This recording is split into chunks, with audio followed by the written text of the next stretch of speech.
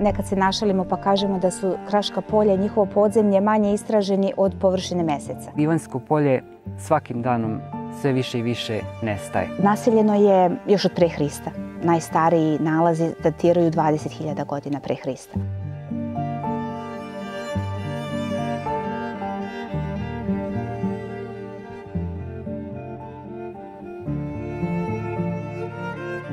I rekao je kao sad zažmuri. I kada sam došla tamo i otvorila oči, to je bilo fenomenalno. Kao nekakvo more koje se otvorilo ispred mene i par nekih stabala koji su virile iznad vode.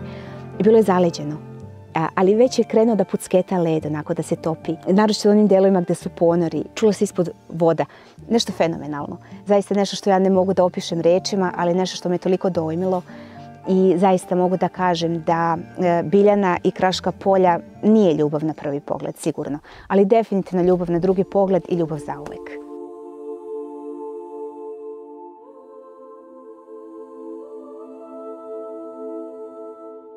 Čitav ovaj kras je kao švajcarski sir.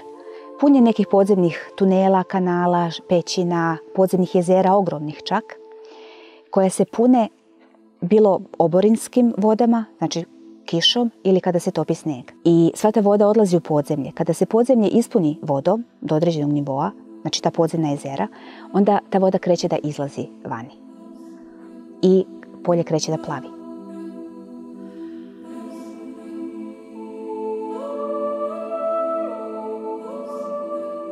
U ilirsko vreme ovde je bilo jako gusto naseljeno. Iliri su bili stočari i ovde je živjelo ilirsko pleme Delmati. Tako da su oni imali jako puno stoke, tako kažu izvori, naročito ovaca, koji su puštali na ispašu u polje. Tako da je taj faktor dodatno doprineo oblikovanju biljnih zajednica, a samim tim i životinjskih zajednica ovde u polju. I održavanje takvog načina života, znači ekstenzivnog stočarenja, je neophodno ukoliko želimo da sačuvamo polje ovakvim kakvo je danas.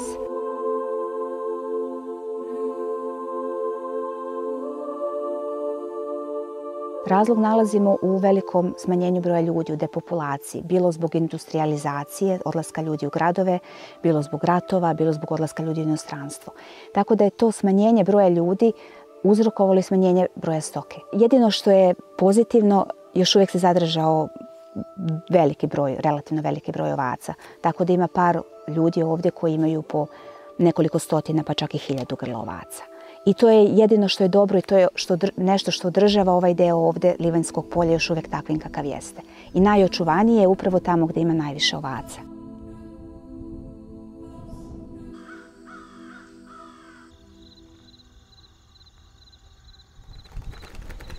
Livanjsko polje je najveće plavno kraško polje na svijetu. Livanjsko polje je ujedno i najvažnije stanište za ptice na čitavoj Bosni i Hercegovini. A šta Livanjsko polje čini tako posebno? Livanjsko polje je ogromna, jedna nepregledna ravnica. Međutim, to nije uniformna ravnica. Ona se odlikuje izuzetno velikom raznovrsnošću različitih tipova staništa. Veliki broj tipova staništa na određenom prostoru znači veliki broj vrsta ptica, jer svaka vrsta ptice je posebno vezana za svoje stanište.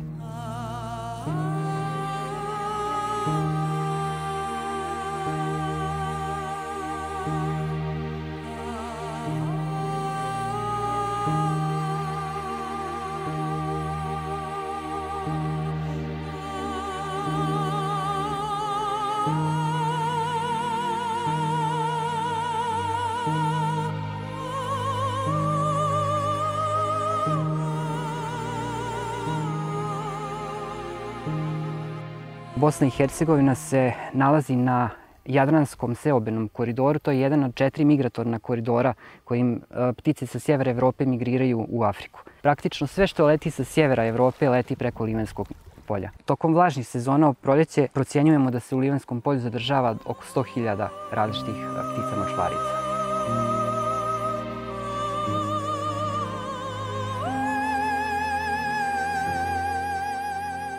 Ptice su jako važan bioindikator. Broj vrsta na nekom prostoru i brojnost jedinki po vrstama govore o stanju i kvalitetu prirode i životne sredine. Što je broj vrsta na nekom području veći, znači da je ta životna sredina i priroda da je zdravija. Ako se smanjuje brojnost nekih vrsta, mi tačno znamo da se nešto negativno u prirodi dešava.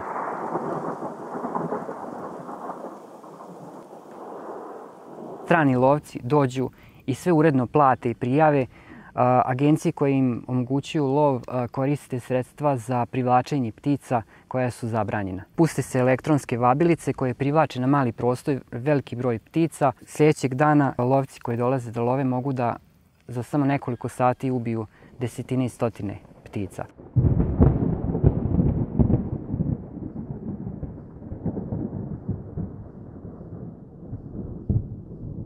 Mnogo volim Livanjsko polje i divne uspomene me vezuju za Livanjsko polje i divni ljudi koje sam ovdje upoznala. Sa druge strane, često budem tužna kad vidim neke situacije koje mi se ne dopadaju, naročito neke štetne faktore po prirodu. Kad vidim da je nekakva lepa livada preorana ili kada vidim da su zapalili nešto ili zapalili u trsku iza ili kad vidim koliko ima smeća na pojedinim mestima.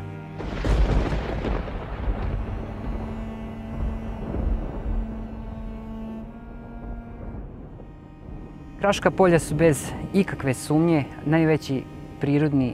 najvrijedniji prirodni biseri Bosne i Hercegovine. Mnoge evropske zemlje i svjetske zemlje imaju prelijepe planine, imaju prelijepe rijeke, kanjone. Međutim, nijedna jedina zemlja na svijetu nema tako raznovrstan sistem, unikatan sistem kraških polja kao što ima Bosna i Hercegovina. Prirodno bi bilo da najvrijednije naše prirodne bisere mi čuvamo. Uprkos svim vrijednostima, biodiverzitetskim i kulturno-istorijskim, koje Livanjsko polje ima, ono ne trpi nikakvu zaštitu po domaćem zakonodavstvu. I to je velika šteta, zato što ne samo da su zaštićena područja magnet za turiste, kao što jesu. Livanjsko polje bi na taj način dobilo, nadamo se, i dobrog upravljača. Tako da bi neke štetne aktivnosti verovatno mogle biti izbegnute ili smanjene. Mogle bi da se razvijaju neke koje su recimo dobre i za ljude i za prirodu.